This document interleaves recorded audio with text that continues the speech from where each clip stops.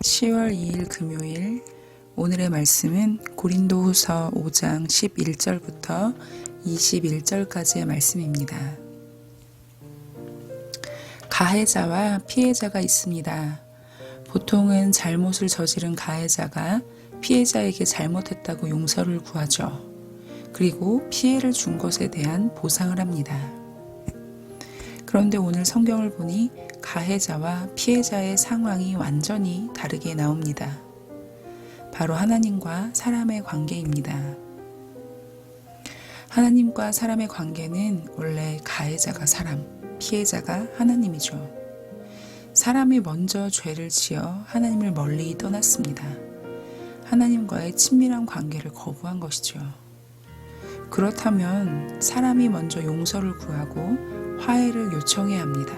이게 맞는 순서입니다. 그러나 오히려 피해자 하나님은 자기 아들의 피를 통해 용서의 과정을 먼저 시작하십니다. 그리고 가해자인 사람에게 동참을 요구하십니다. 사람의 머리로는 전혀 납득이 되지 않는 이상한 논리입니다. 그런데 이렇게 납득이 되지 않는 이상한 논리를 우리는 하나님의 은혜요, 사랑이라고 말합니다. 오늘 바울은 이러한 하나님의 사랑과 은혜를 알고 경험한 사람이었습니다. 계속해서 고린도후서를 나눌 때 말씀드린 것처럼 고린도 교회는 바울이 개척한 교회입니다. 영적 자녀죠. 그러나 바울이 선교를 하러 다른 지역으로 이동했을 때 고린도 교회는 심한 분쟁, 분열, 갈등으로 곤란을 겪고 있었습니다. 심지어 복음을 전한 바울을 거짓 사도라고 생각하기까지에 이릅니다. 다른 거짓 사도들이 와서 바울의 복음을 혼란스럽게 만든 것입니다. 그래서 바울은 자신을 변호합니다. 그런데 사람에게서 나오는 변호가 아니라 하나님 앞에서의 변호를 합니다. 오늘 읽은 고린도후서 5장은 바울이 자신의 사역에 대한 변호를 하는 내용이 나옵니다. 먼저 바울은 11절에 자신이 심판대 앞에 설 것을 이야기하며 두렵고 떨리는 마음으로 하나님을 섬기고 있다고 이야기합니다. 또 이런 마음이 성도들에게 전달되기를 간절히 바랍니다. 그리고 오히려 이렇게 거짓 사도들의 음모에 맞서서 자신을 실컷 자랑하면서 변호할 수 있었습니다. 왜냐하면 바울은 그 당시 최고의 랍비였던 가말리엘에게 배운 제자였습니다. 또 그 당시 최고의 시민권인 로마 시민권도 가지고 있었죠. 하지만 바울은 자신을 인간적으로 자랑하지 않았습니다. 자랑하더라도 주님을 위하여 자랑하고 하나님을 위하여 자랑한 것입니다. 그래서 바울은 이렇게 고백합니다.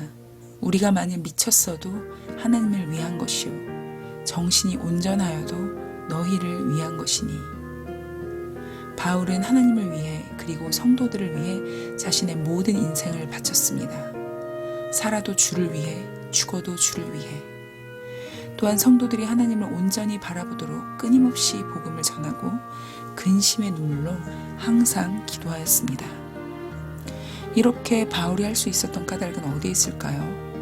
그것은 바로 하나님의 사랑을 충만하게 바울이 누렸기 때문입니다.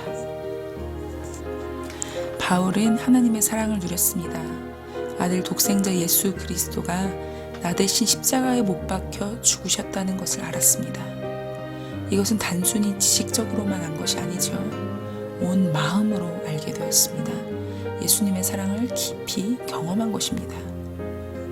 그런데 더 나아가 바울은 자기 자신뿐만 아니라 이 세상의 모든 사람들을 위해 예수 그리스도께서 십자가에 못 박히심을 알게 되었습니다.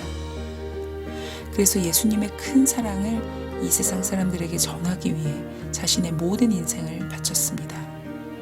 결혼도 하지 않고 자신의 터전을 일구지도 않고 먹든지 마시든지 무엇을 하든지 주님을 위해 인생을 드렸습니다. 주님의 사랑을 높이 깊이 넓이 길이로 충만하게 누렸기 때문이죠. 이제 주님의 사랑을 깨닫게 된 이상 예전처럼 살 수 없었습니다. 왜냐하면 존재가 바뀌었기 때문입니다. 17절입니다. 그런즉 누구든지 그리스도 안에 있으면 새로운 피조물이라. 이전 것은 지나갔으니 보라 새 것이 되었도다. 성경을 보신 분들은 모두 잘 아시겠지만 바울은 원래부터 하나님을 향한 열심이 있던 사람입니다. 하나님을 사랑한다는 마음을 가지고 예수님을 믿는 사람들을 잡아들이고 핍박하고 죽이는 데 동조했습니다. 그 당시에 바울은 예수님을 말로만 알았지 자신의 구세주, 메시아로 인정하지 않고 그저 이단으로만 취급했기 때문입니다. 그러고서는 하나님을 위해서 산다고 생각했습니다.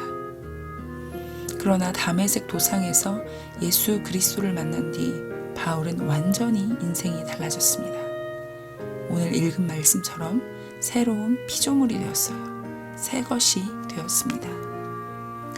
이제 내 기준으로 하나님을 사랑한다고 생각했던 것이 없어졌어요. 예수님은 그저 이단의 한 종류라고 생각했는데 예수님을 만난 뒤 예수님이 정말 메시아, 구원자라는 사실을 알게 되었습니다. 그러니 이제 복음의 정수를 바울은 깊이 깨닫게 된 것입니다. 그래서 여러분, 우리가 참 인간 안 변한다 이렇게 많이 이야기하잖아요. 그런데 사실 인간이 변할 수 있는 딱 한 가지 유일한 방법이 있습니다. 아시죠? 맞습니다. 바로 예수님을 만날 때입니다. 주님을 만나면 우리는 어떻게 될까요? 먼저 하나님이 이 모든 세상과 나를 창조하셨다는 사실을 인정합니다. 더 나아가 내가 죄인이라는 사실을 깊이 깨닫게 됩니다.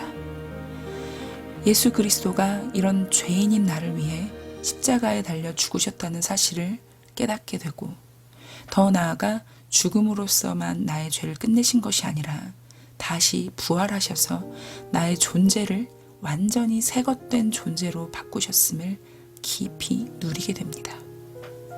주님을 만날 때 이것이 믿어지게 됩니다.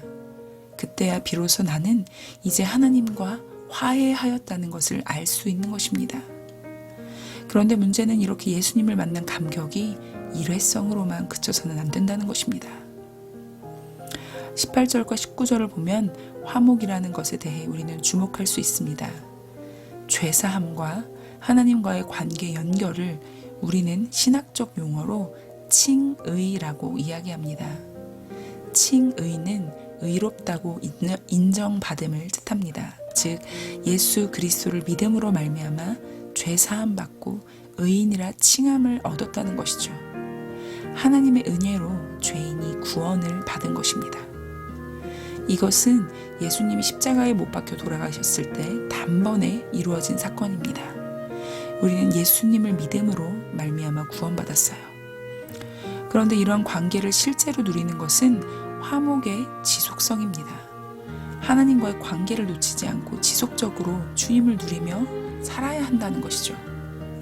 그래서 우리에게 하나님과의 끊임없는 화목을 위해서 반드시 해야 할 것이 있습니다. 뭘까요?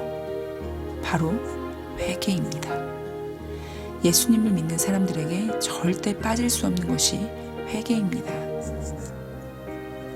예수님을 믿으면 땡 끝. 예수님을 믿는다는 것은 이런 것이 아니죠. 예수님을 믿고 구원을 얻는 것은 나의 삶이 지속적으로 주님처럼 변화되어 가는 것입니다.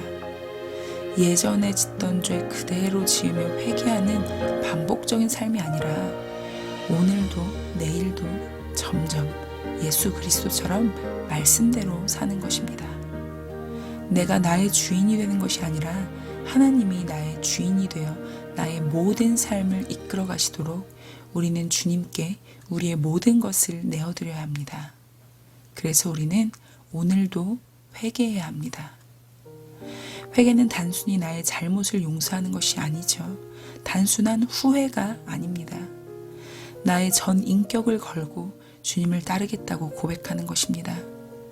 예전 모습 그대로 살지 않고 주님을 따르는 방향성을 가지고 살고 싶다고 주님께 엎드리는 것입니다. 그래서 회개를 하지 않는 그리스도인은 그리스도인이 아닙니다.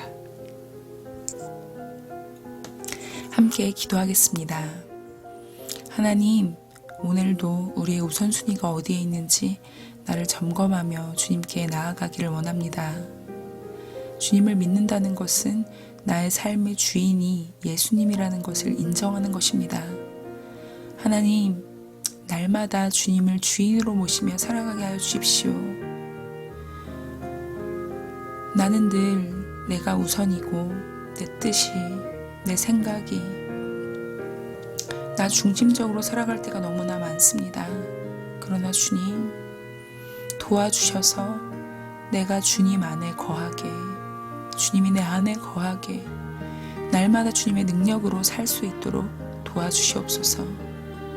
성령님, 오늘도 빛의 자녀답게 살 수 있도록 나를 그리고 우리를 지속적으로 다스려 주시옵소서. 예수님의 이름으로 기도드립니다. 아멘.